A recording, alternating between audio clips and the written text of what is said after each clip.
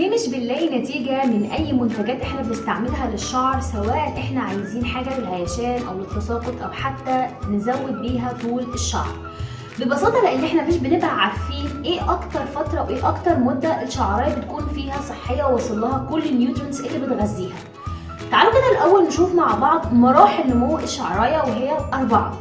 أول مرحلة معانا بتبدأ وهي الأناجين فيز. دي بتكون اكتر مرحله الشعرايه فيها متغذيه بالنيوترينتس، وكمان بيكون واصل لها البلاد فيسلز كويس. تبدا بعد كده بتقعد فتره طويله على حسب صحه الشعرايه وصحه طبعا الشخص صاحب الشعرايه. تبدا تدخل معانا في حاجه بنسميها الكاتاجين فيز. كاتاجين فيز هي عباره عن ترانزيشن فيز، مرحله انتقاليه بتبدا تقل فيها النيوترينتس والبلاد فيسلز اللي واصله للشعرايه من الجذر من تحت عشان تخش لنا على التيلوجين فيز. والتيلوجين فيز بنسميها المرحله الثالثه وهي البريباريشن لنيو هير. تبدا تطلع شعرايه صغيره تحت الشعرايه الكبيره في البصيله عشان تبدا تزقها.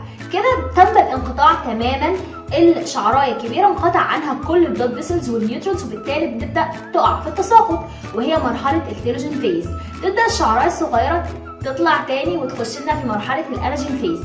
عشان احنا نطول في مرحله الاناجين فيز، وكمان عشان احنا نحط ايدينا على المرحله الصح ونزود التغذيه والنيوترينتس ونزود البلاد سيركيوليشن اللي رايحه للشعرايه، ده لازم لك انك تتابعي بمنتج صح بطريقه استعمال صح، وكمان فتره كويسه تدي فيها الشعر ان هو يحصل له نمو بطريقه صحيه. ده طبعا من خلال رسائلنا على الصفحه. سيبلنا اي كومنت او رساله على الصفحه بمشكلتك، وان شاء الله هيتم الرد عليكي في اقرب وقت. شكرا.